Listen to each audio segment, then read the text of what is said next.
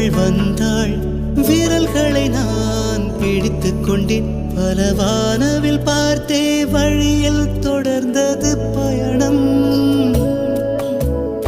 உறக்கம் வந்தே தலை கோத மரத்தடியில் இளைப்பாரி கண் திறந்தேன். அவளும் இல்லை, கசந்தது நிமிடம்.